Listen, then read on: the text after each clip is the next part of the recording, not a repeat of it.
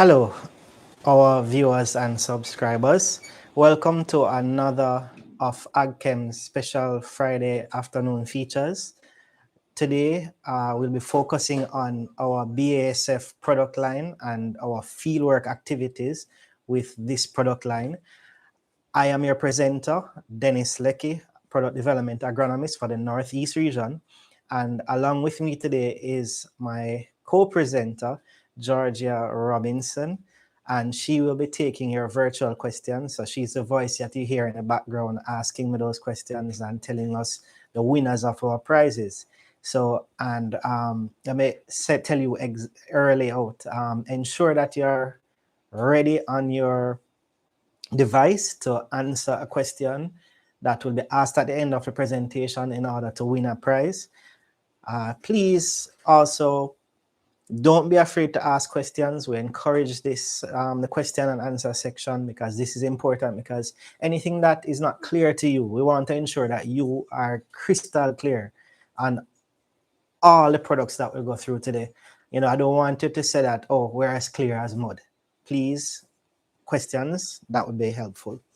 All right.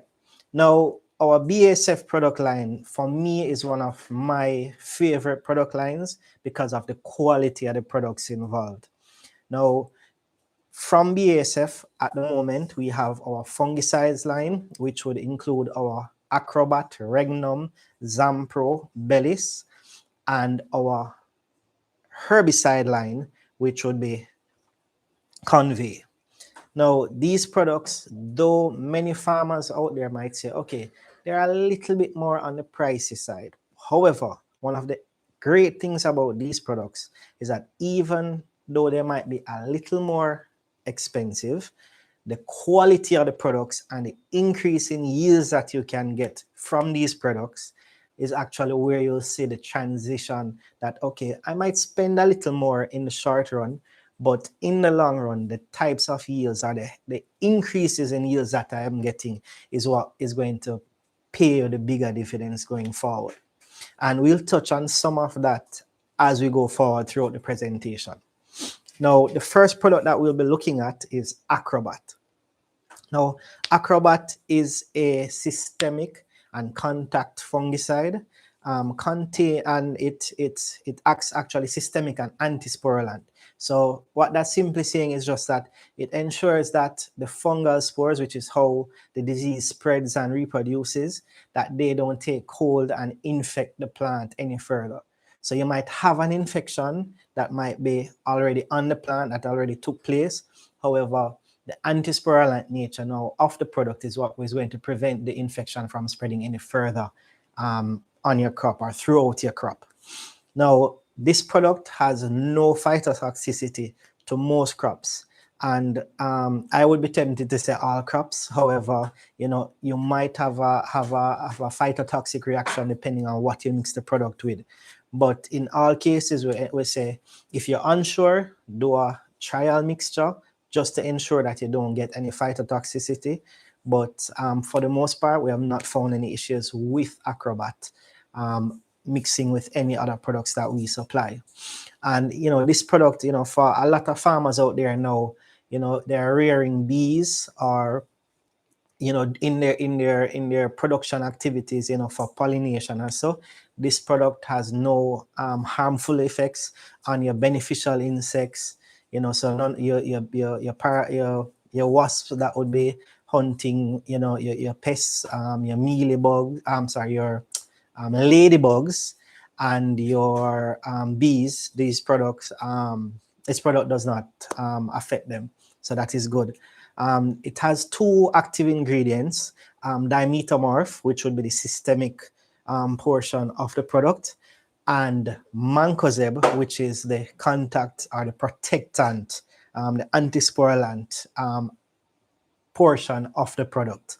And these two products combine together now to give you that overall control.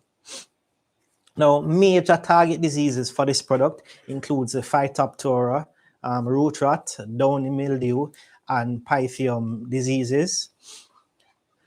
And, you know, the Pythium diseases really refer to a kind of algae-like and kind of algae-like organism that affects mainly the roots of your plants. So it's actually will cause like root rots and so. So definitely I'd say to you, you have crops that suffer from say Phytophthora or damping off, those kinds of issues. So like your peppers, your tomatoes, your seedlings in your nursery, having issues with these crops damping off or drying up prematurely.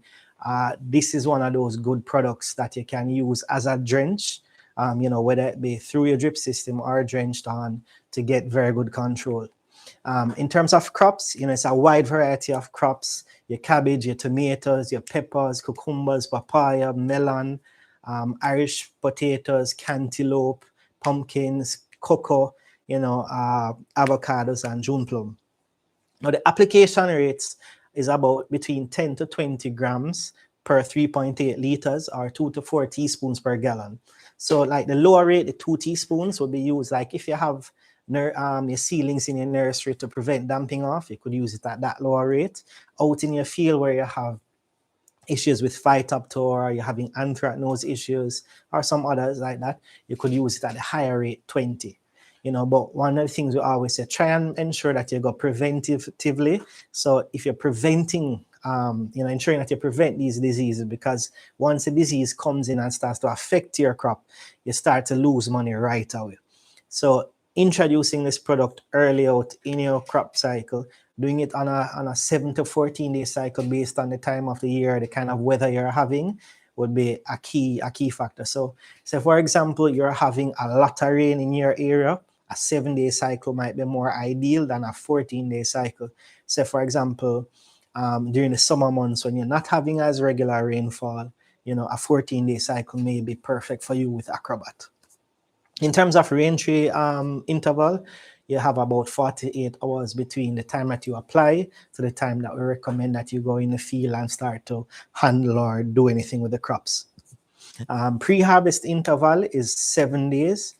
And in terms of product presentation, currently we only have it in the 750 gram presentation, which would be the perfect amount that you need in terms of mixing like a 45-gallon drum. Now, we'll look at some demonstration activities that took place using this product. So in a nursery operation in St. Mary, we did it in hot pepper seedlings. And, many of you farmers out there who has ever tried to grow hot pepper seedlings, damping off is a major thing that can come in and wipe out your seedling production quite easily. You also see it quite commonly in your cabbage or crops like your cauliflower, broccoli, and even cucumbers, etc. Now, we actually use it in germinated seedlings that were about 7 days after germination, and we're really treating to try and prevent damping off. Now, in the image that you see in front of you, the seedlings on your left are the control. So those were treated with a competitor product, and those on your right were treated with Acrobat. And now, the treatments and one of the way that we recommend that you can use Acrobat is actually through incorporating it into your germination mix at the time of sowing the seedlings. So what you can do is say at about 15 grams or 3 teaspoons per gallon of water, you mix it out in the water and insert your germination mix in the water, mix it out, and then you set your seeds in that. And what that actually does is start to give you the protection immediately. So the minute that seedling or that seed should start to germinate, you have instant production. And then say once a week or to once every 2 weeks after that, you can spray on Acrobat for the continued protection against damping off. Now, if you look at this image now, what you can see, and the arrow points to it, where you started to have damping off using the other product versus with the Acrobat, side by side, you can see there is no evidence of damping off with the Acrobat treated seedlings. And as I said, once per week, spray on, or once every 2 weeks spraying on. It depends still on your environmental factors, because if it is that your humidity is high in your nursery, or you're having a lot of rainfall in and around the area, you might end up having a greater risk of having damping off issues coming in with your seedlings. Next product that we'll look on now is Regnum. Now, Regnum is actually a fungicide, and this product also has the AgCelence effect. Now, the AgCelence effect buzzword when it comes to bellies. Well, Regnum also does the same thing for your crops. And the active ingredient in it is Pyraclostrobin. Now, this product is recommended for use in crops like bananas, plantain, yam, corn, watermelon, potatoes, citrus, and other fruit crops. And it provides both preventative and curative properties in terms of treating and preventing the diseases. But among the diseases that it treats includes your black sigatoka, your powdery mildew, and your rhizoctonia. It's what we have found, and this is through demonstration work, is that it has provided or provides very good control of black sigatoka, and it has a low susceptibility when it comes to disease buildup, disease resistance buildup. So pretty much what we're saying is that it's not a very easy product for the particular fungal diseases to build up a resistance to. And it offers an effective, safe, and sustainable solution in terms of treating and preventing disease issues. In terms of your application rates, this varies based on your crop. And, so for a crop like banana, the rate would be about 4 liters per hectare. 0.4 liters or 400 mils per hectare on a 12 to 14-day interval with a maximum of 4 applications. And this is key for you farmers to note the number of applications that you can use throughout a crop cycle for that particular year. We don't want it to, even though it has that good, feature of being hard for the pest to build up, or the disease, the fungal pathogen to build up a resistance to it. We still don't want you to be abusing it because it is good and end up causing any mutations in the fungal disease and fungal pathogens. In terms of a crop like melon, watermelon, you would use about 500 mil per hectare with a maximum, once again, of 4 applications per crop life, and that's 14 to 17 day spray cycle. And if you notice here though, the pre-harvest intervals, like for banana and citrus, is 0 days, so you can spray and harvest pretty much immediately. But in a crop like melon, you have a 7-day, and in certain other fruit crops, you might have to go up to 30 days. And the presentation size that we have this in is at the 1 liter rate. Now we'll look at some demonstrations that we did using Regnum, and this is in Portland, in Seamans Valley, which is in the fellowship area of Portland. And we did it in banana plants that were about a month old, give or take, looking and treating for sigatoka disease. So in the image that you see is at the initial application, where we went in, did an initial observation of the banana plants on the property, checking for the presence and the level of infestation of sigatoka disease. Now, one of the things farmers, and this is how we really analyze sigatoka disease, we start from the leaf that is immediately up in the air, and then each week as the observations go, that leaf would be like, say, number 1 leaf, and then it continues around, and that the next week that we observe it, it would be like that would be number 3 leaf, then number 5 leaf, then number 7 leaf, after, say, 4 weeks of observations. So we started with number 1 leaf, observing for any presence of sigatoka there, and then each week we analyzed it going straight through for 4 weeks. Now, treated plants after 4 weeks and 2 applications, basically no further spread in the sigatoka disease. So And how we measure it is measured in levels. So you'd have like a level 1, 2, 3, 4, etc. And we did not move from the initial level at the first observation. So no further infections where the disease got any worse. And for banana and plantain farmers, one of the key things for you is to preserve as many healthy leaves at the time that they plant, shoot, or flower. So for like say banana, you want to see at least 12, 13 healthy leaves there to get some good bunch sizes. Without that, you're starting to have fall off in bunch sizes and weight. So instead of getting say 13 to 15 kilograms, or even higher, you end up with a case where you're getting probably 7 or 8 kilograms per plant. And with that, you're really falling very low in terms of your production. Now, after our final application, so we did 3 applications over 2-week cycles. The untreated plot where we didn't use this product in treating, the image on your left shows how easily Sigatoka disease can take over a plant, versus the plants on the right of your screen. You see where the plants are still clean, still healthy, no evidence of Sigatoka taking over these plants. And we say, along with Regnum and a good overall crop management strategy, you're pruning your leaves, you're keeping your field clean, you can end up having a field that is 9 months old, with a good healthy bunch of banana or plantain developing, and the plant's green and pretty still. Now, some of the successes, or one of the successes that we found from it, was that we didn't have any further infection of Sigatoka disease. We had visibly greener, healthier looking plants.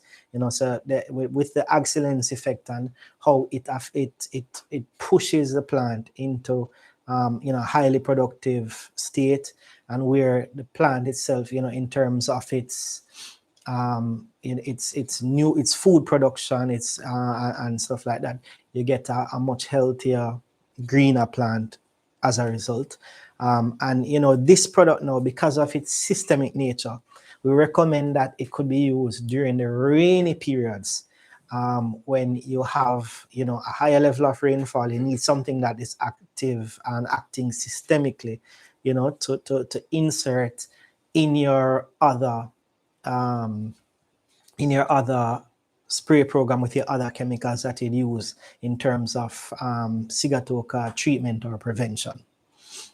Now, the next product that we'll look at in our fungicide line is ZAMPRO.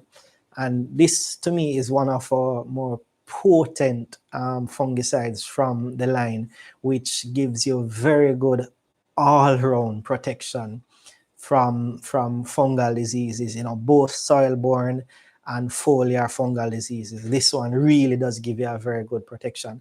And for this product also, definitely it can be used through your drip, it can be drenched on, it can be sprayed on foliarly. So, this is one of those very good products all around for use. And this one, this product contains Initium and Dimethomorph. So it's 2 different active ingredients. So it's 2 different modes of protection. So, it even makes it harder for the particular fungal pathogen that you're treating for to build up any kind of resistance to the product. And therefore, you have the Anti-Sporulant. So, you have it doesn't get to send off the spores and spread the disease any further.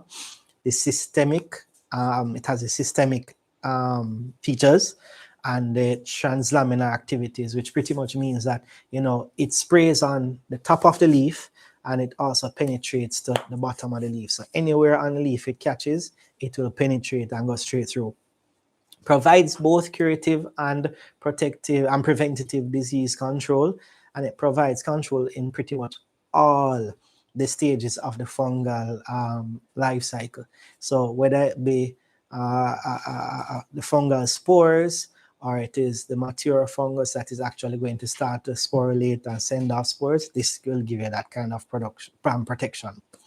And the recommended crop use, includes our leafy vegetables, cucurbits, watermelon. So that would be like your watermelon, your cucumber, your cantaloupe, your fruits, potatoes like your Irish potatoes.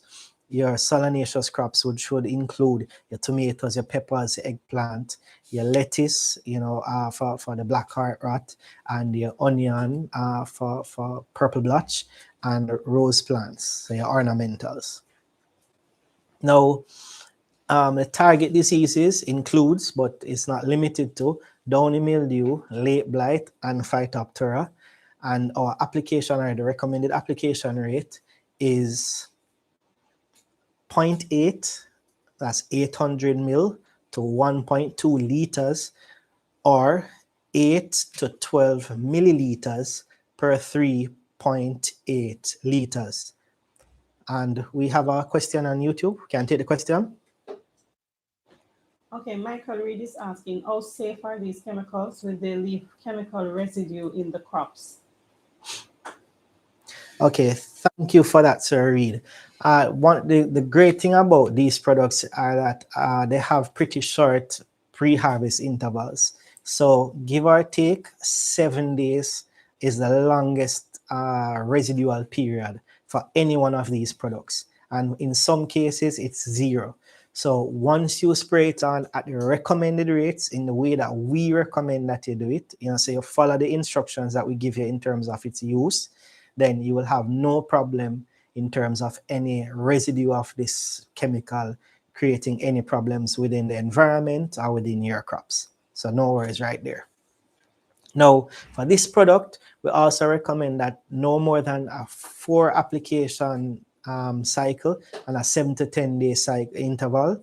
And for optimal results, though, we say use the product preventatively or at the first sign of any kind of disease incidence. So say, for example, you might be noticing that your tomato or your pepper plant start to wilt, to dry down. Maybe you're having issues with Phytophthora, you have checked it and you see that, yes, this is Phytophthora disease. You can come in immediately, do the treatment to all the plants in your field, and this will actually put a halt to it right then and there for you. In terms of your pre-harvest interval, it's 7 days that we're looking at. So, once you spray, today is Friday, you spray today, you cannot harvest until 7 days later, which would give you next Friday. The product sizes that we have it available in at the moment is 250 ml and 1 liter presentations. Now, demonstration plots, and once again, this one is in Portland and we did it in sweet pepper, and this was really treating for and preventing downy mildew incidents in sweet peppers. And for this particular plot, went in and did analysis of it. We saw where we had downy mildew incidents. Just about 5% of plants showed evidence of downy mildew, so we immediately started the treatment. And over a 6-week period of observations, from one application to the other, we did not see any more evidence of downy mildew being spread through the crop. And these plants, the first application was done at when they were about 6 weeks old. And then, at the end of the demonstration, you saw where, the plants were in production, the leaves were clean, so no further incidents of downy mildew, and also no incidents of anthracnose, which, farmers, this is another disease that will affect a lot of sweet pepper plants in a greenhouse setting.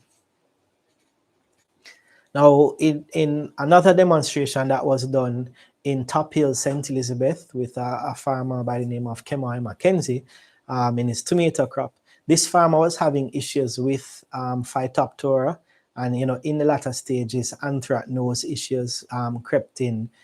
And based on the feedback, because the farmer himself made us aware that, hey, I've been having problems with Phytophthora on my plot planting year on year, and I need something that can treat or prevent this disease from creating losses in my crop. So our agronomist, Andre Rance, went in and did a drench treatment and on the seedlings right after planting out. So there we have the seedling and Mr. Rance doing his drench treatment at each plant root. Now, at this point, I can tell you also that you can use this through the drip and as a drench as well. So it's not only limited to putting on a knapsack sprayer and going out there and spraying it plant by plant. Now, after 2 treatments with the drench, you would have seen, there's no evidence of, Phytophthora killing any of the tomato plants. The plants were healthy and producing with no issues whatsoever in the treated plot. However, now in the control plot, what we found was that the farmer was having issues with Phytophthora as well as some amount of anthracnose issues. But for the AgChem treated plot using ZAMPRO, we had no such issues occurring. And in terms of his yields and how he felt about it, the treated area was free of Phytophthora and anthracnose, as I said, but the control area where another fungicide was used, they had issues with Phytophthora and anthracnose. The treated plants, the fruits were healthy, very good size. There was no scorching observed on fruits, and this is partially because the plant had a healthy foliage, so it had very good cover. So the leaves were actually protecting the fruits from the sun, so the sun didn't get to burn and scorch the fruits. In terms of the control plants, you had the flowers drying up, flower drop, stem damage, and fruits were scorched because leaves were getting damaged by the presence of the fungal diseases. In terms of the control, now the control gave the farmer 107 pounds of tomatoes, and that was at $90 a pound. In terms of the AgChem treated plot, now using ZAMPRO, the farmer ended up with 155 pounds of tomatoes at $90 a pound. But if you check now, that is a 31% difference in yields. And that 31% difference in yields translate to more money in your pocket. And the cost of the ZAMPRO, that would more than cover the use of the ZAMPRO in terms of getting these kinds of yields. So it's a very, very good product for you to look at. Now, the world famous bellies, and for most farmers out there, this is your product that you have known for a while now and truly love and appreciate. This, for those who don't know, is a fungicide, and it contains 2 active ingredients, Pyraclostrobin and Boscalid. And remember the Pyraclostrobin from the regnum, this also contains Pyraclostrobin. Now, the recommended crops for use, it can be used in banana, tomato, peppers, cabbage, lettuce, string bean, celery, cucurbits, citrus, papaya, and eggplant. And the target diseases for this product now, it controls early blight, and it's one of the few products I can tell you out there right now that controls early blight. So for many potato farmers in particular, they tend to have issues with early blight later in their crop life. So, you're spraying with a product like Mancozeb, not getting any control in terms of early blight. This is the product to control early blight. Late blight is a much easier product, is a much easier disease to control, but early blight is the one that you definitely know you need to grab your bellies to prevent or control. It also treats and controls gummy stem blight, Cercospora leaf spot, your scab. So, your potato farmers, once again, you harvest your potatoes and it has this little rough scab look and feel to it. This is a product that controls scab in your potatoes, your gray mold and your anthracnose. So even a product like this in rotation, we say Acrobat and ZAMPRO in your production cycle gives you a very good all-around protection from fungal diseases, in a spray program, especially in times that you're having increased rainfall where you need a good, potent systemic fungicide. Application rate for your regular fungicide rate would be 8 to 12 grams per 3.8 liters. And at the AgCelence rate, which is the rate at which when you use it, you actually see increase in your production, increase in your plant health and vigor is 16 grams. And you know what I said to farmers is this, that if you're using bellies at the AgCelence rate, definitely you know you need to step up on the nutrition that you give the plants, because bellies will push the plant to produce more. But if you push it to produce more without giving it the necessary nutrients that it needs to give you that production, you know, you're actually kicking yourself, you know, you're kicking yourself in the foot, and actually lowering the production that you built up the potential of in the plant. The product sizes that we have it in is 200 grams and 1 kg. And the re-entry interval is actually once the product has dried. So spray it on, give it a half hour, product dries on the leaves, you can actually go back into your field and start to work right away. And the pre-harvest interval for bellies is actually 0 days. And the active ingredients that are in bellies, Boscalid and Pyraclostrobin, you know, so the Boscalid is actually a new form, a new type of chemical group that provides control against a wide range of fungal diseases. And it actually is one of those products that is very hard for the fungal disease or the fungal pathogens to build up a resistance to. And the Pyraclostrobin is where you get your AgCelence effect coming from. So apart from giving you protection from the fungal diseases, it also gives you the increased production, you know, by stimulating the plant to produce more. Now, in terms of our demonstration work in watermelon in Yala St. Thomas, our agronomist Janai, he went out there with farmer Vinton Campbell in May in watermelon production in seedlings that were 21 days from germination. And in using the AgCelence effect, the timing of when you apply this is key. So 21 days from germination. Say, for example, you germinated your seedlings in seed trays and then transplanted them outside at, say, 2 weeks old. That would mean your first application would be 7 days after your transplant. So it's key to remember that, to ensure that your timing of application is key, is right, in order to maximize your production. You don't want to do it 21 days after your transplant, your seedlings, because then you would be already 2 weeks too late. Now, there are 2 treated plots and 1 control plot. So in the middle is the control plot where another fungicide was used versus the 2 treated plots on either side. Now, in this image, we're actually analyzing, you know, how the leaf area, you know, how big the leaves are, how healthy they looked by comparison to one another. And this would be 28 days after germination. So I've done the first application the week before, and then this would be the week after, where we start to analyze and see if we can start to see the differences in the bellies versus the other products. Now, after the 4th application, you know, we can see the treated area looking very green, very healthy.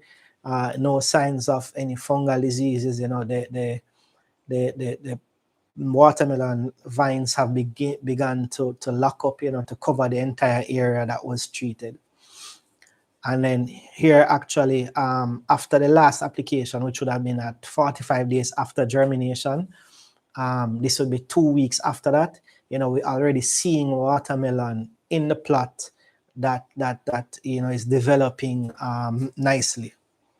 Now, in the control plot, what we see here now is that Downy mildew had set in and caused severe loss of foliage in the particular plot, you know, and that in turn translates to losses for you, the farmer. Now, in terms of the demonstration plot and the successes that we found using bellies versus the other fungicide, 15% of the foliage was lost in the other fungicide treated plot, versus no foliage loss. You know, you didn't have any incidents of senescence in the foliage, and this also followed a weekend of intense rainfall events. You know, so definitely you see where, hey, you got that protection even though you had a lot of rain over a few days. In terms of the treated plot, it showed a greater resistance to the fungal infections compared to the control plot, and there was greater fruit loss when compared to the treated plot. You know, however, based on the level of loss, you know, the farmer, our quantification of that was a bit difficult, you know, because the fruits would have actually started to break down. The fruits in the treated plot, though, had an additional 2 weeks to further develop more fruits. So because the vines were so healthy, the plot stayed healthy and green for a further 2 weeks. So instead of getting, say, 2 fruits or 3 per vine, you could have actually gotten up to 4, and those that would have been on the smaller side actually got to develop some more and get even bigger. Now, another excellence plot that we did in Walkers within St. Anne in tomato crop, and you know, for this one now we're looking at, you know, your fruit set, the amount of production, presence of any fungal diseases, and you know, the total yield that the farmer would have gotten. And in terms of applications, you know, approximately 35 days after transplant, you know, was when the last application was done. And you know, you can see the level of production both outside and in a greenhouse setting. So the image on your left would be the outdoor tomatoes, and the image on your right is the indoor tomatoes. That would be under protective structure in a greenhouse type setting. And you can see the level of production that you get from using bellies at the AgCelence rate. And I'll be hard pressed to find any evidence of, you know, significant fungal disease throughout the entire plot during the application. But then, you know, what the farmer didn't know is actually trim off some of the lower leaves of the tomato plot to really analyze, you know, for before harvesting of the tomatoes. And with that, you can really analyze and see for yourself that there was very heavy production, you know, no evidence of severe fungal diseases. And you know, for you, the farmer, if you can keep the presence or evidence of any kind of fungal disease below 5%, that is when you know you're in the money. That is when you know you can get high production with no major issues whatsoever to lower your production. Now, in terms of the harvested produce, and you know, this is just a small fraction of what it is that the farmer harvested from his plot, both salad tomatoes and plummy tomatoes. And you know, for you growing tomatoes and getting this kind of production, this is where you want to be, you know. And you know, you can see in the image to the right where, you know, that is just one tomato picked from one particular tree, you know. So the production was very, very good, and you can see them created and getting ready for market. You know, I was actually there when the person who was buying from the farmer visited, and you know, he was very impressed and happy with the type of production that was achieved using the bellies program. And for this farmer in particular, you know, he's a firm believer in the quality of bellies and the increase in yields and the production that he gets, and the protection from fungal diseases. Now, what he saw, what we saw in our observations were greener plants, you know, more foliage, healthy foliage, higher levels of fruiting and flowering, because you need the flowers to stay on the plant to then develop into fruits. So that in turn gave us higher yields. And you know, for the tomato crop in particular, the farmer harvested an average of about 16 pounds per plant, versus the control plot, which gave about 12.5 pounds per plant. And that is a difference of almost 22%. And once again, with that kind of difference in production, that is much more money in your pocket. Now, onto a herbicide, and that is Convey. Now, Convey is definitely, for me, a saving grace for farmers who are into corn production, whether it be your regular field corn or your sweet corn. And off late, sweet corn is very, very, very popular for farmers. And, the returns that can be made from sweet corn production is very high. So, more and more farmers are getting into sweet corn production. But one of the risks that you run in corn production is that plant it out and then the grass and weeds take over the corn and you have to be manually weeding out, or you have to go through with a weed whacker, or you go through with another herbicide that is not for use through corn, and it end up starting to burn. You have some chemical drift and it burn your corn also. Well, Convey is your solution. And for this product, you can actually spray through your corn without having to worry about it burning your corn. And this product is recommended, as I said, for sweet corn and field corn, as well as sugarcane. And this actually controls a wide variety of broadleaf weeds and grasses in the corn itself. The application rate is actually pretty low, about 2 ml per 3.8 liters of water. However, it can be used at a higher rate depending on the age and stage of the weeds that you're treating. And the available product size is 100 mils. All right, so it's a small bottle. It's available in, but that bottle can pretty much do 1 drum of chemical, which is excellent for you, the farmers.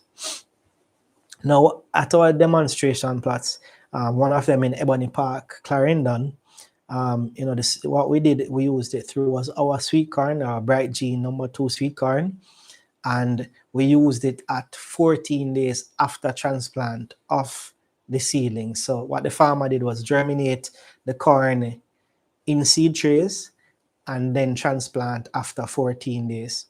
Now, what we observed for was, the evidence of the burn of the weeds, how fast it took, or how long it took to burn the weeds, and if there was any phytotoxic effects in the cultivated crop, which would be the sweet corn. Now, after just about 3 days after the initial application, you started to see the bleaching of the target weeds that you wanted to control. And if you look, there was no burning of the corn plants that were growing, and this is after 3 days. One of the things though, in your application, just because it is safe to use through or in your corn crop, that doesn't mean that you want to wait till the weeds get too tall or you want to bathe the corn plant with the product itself. That's a no-no, because even though it is safe, maybe the spray pan that you use might have other herbicides in it, because a lot of farmers out there might have only one spray pan for herbicides. So we don't want you to use that pan and then say you triple rinse it and it's safe to use and you probably have that. You might have made a mistake, and we all make mistakes and mix the herbicide a little too strong, and then it causes a phytotoxic reaction in the plant. Or you might have even sprayed some insecticides and fungicides before that, and then say for the day before or a couple of days before, and the residue of those chemicals might still be on the crop, and then you come through with this herbicide and spray it, and then it actually has a reaction with one of those chemical residues on your crop and cause burn. So we say use it at the recommended rate, don't bathe the plant with it, try your best as possible to go in between and around, and use it after 14 days, say 14 days after the transplant of your corn seedlings. Now, this is actually a comparison after 14 days with a competitor product. So if you looked at the image on your left, the conveyor treated, you can see, all the weeds in the rows burn, they're turning brown or turning white. And the competitor product on your right, you at 14 days, you barely have any evidence of burning. So you see that this product, pretty much from 3 days out, you're getting control in your weeds, and that's what giving the corn plant the chance now to get taller, to lock up, and then drown out all the weeds that would be underneath it. And as a result, higher yields for you, the farmer. Another demonstration that we did in Ramblin, Hanover, by Oluda Shaw. At this application, the plants were a little older, 21 days after transplant, and the weeds were about 5 to 6 inches in length. And this is key, farmers. You don't want to wait till the weeds get too old to do the application, because the weeds might actually start to overtake your corn crop. And then when you're spraying, you're actually spraying the corn as well as the weeds, when you want to try and catch the weeds before they get to the height of the corn plants. So here in this image, you actually see the plot before treatment. So right through the entire plot, you have weeds taking it over. You can barely see the corn plants in the rows in between the weeds. But after application 1 week, you start to see the burning within that row. And if you look at in the image to the left and right, you can actually see where the weeds in the untreated area have not shown any signs of burn. But in the treated area, you see where burning is occurring. And here is a nice image of the treated versus control. So to your left, you can see the arrow pointing up to treated, and you see where all the weeds in that area is burnt. No phytotoxic evidence in your corn. You're not seeing any them turning white or turning brown, still healthy and green there. And then to your right, where the conveyor was not sprayed, you actually see the weeds still growing and competing with the corn plants. Now, among the successes that we found was that it targets many of your common weeds that would affect your corn. So your fall foot grass, your shame old lady, your white top, your nut grass, your wild peanut, your wild callaloo, and guinea grass. It has no effects, phytotoxic effects on your cultivated crop, which is the corn in this case. You have reduced costs from manual weeding, and then you also end up with higher yields because you have less weed pressure, you're less weeds taking up the fertilizer that you're giving to your crop, so you end up with higher yields. And I can tell you, for in this case, what the farmer actually did was went out and bought convey for himself after 7 days to go and apply on his plot, because he saw and said, yeah, I can't afford to make these weeds get any further with my corn crop. I need to spray right away. And with that, farmers, we're pretty much come to the end of the presentation. And these are just some of the BASF products that we have in our product line. And at this time, what I'm going to do is invite you to ask your questions through my co-presenter, Georgia Robinson. Okay, then, so there's a question for convey. The one that was done in Rambley. You said that it started application 21 days. Will convey cause any phytotoxicity reactions in the young seedlings that are before? What if you should spray before 21 days? Okay, so the youngest seedlings that we apply the product in is 14 days after germination, when they were transplanted out. For you, 14 days after they were transplanted, sorry. So before that point in time, it's not recommended to use the convey, because the plants are at that stage are still much more delicate and are more susceptible at that period to phytotoxicity. So it's not that the convey cannot or will not cause phytotoxicity in the corn plants. However, it is really the very, very young seedlings before they have reached, say, 14 days after transplant and really hardened off out in the environment, that you use the convey.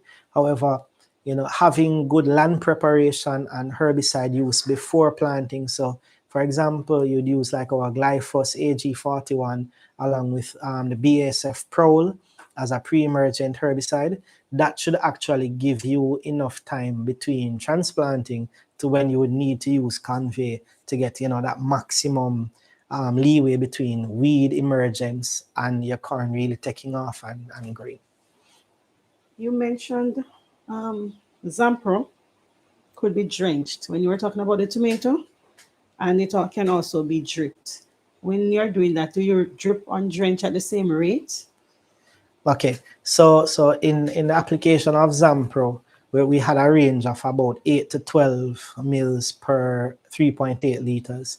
When you're using it as a foliar spray, 8 to 10 mils per 3.8 liters, or just about 2 teaspoons per gallon is ideal for your foliar applications. In terms of going with a drench, I'd recommend that you go a little bit higher, 12 mil, or if you can't get the exact 12 mil, about 3 teaspoons per gallon as a drench for effective control. And one of the things that I'd also suggest is that if you see where you're having Phytophthora issues, you can actually use it both as a drench and spray on foliarly for double effect or double control. Okay, my final question. As it relates to regnum in banana, is it recommended to be used with oil, or it can be used by itself with just water? Okay, so for this product, for regnum itself, we recommend that you use the oil with the product. However, our breakthrough, which is an adjuvant, can also be used, and even our other product, Exit, can be used with regnum and the oil in order to ensure that you have, your maximum penetration and your maximum rain fastness that would occur. All right, and my question to you, the farmers now, in order to win a prize, give me 2 products that can be used as a drench to control diseases such as Phytophthora and damping off. And Georgia will be looking out for the answer to that question. At this time as well, farmers, take a look at our map and where the agronomists are located and the contact information for each agronomist.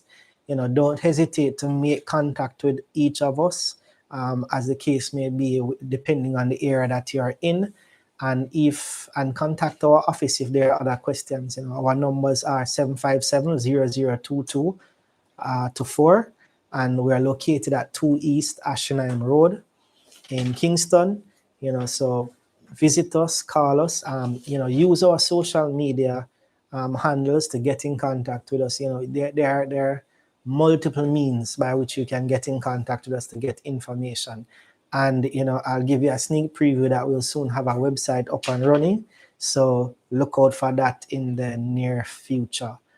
Once again, farmers, I want to thank you for taking the time out and sharing with us in this our regular Friday presentation, looking at our product lines and product offerings.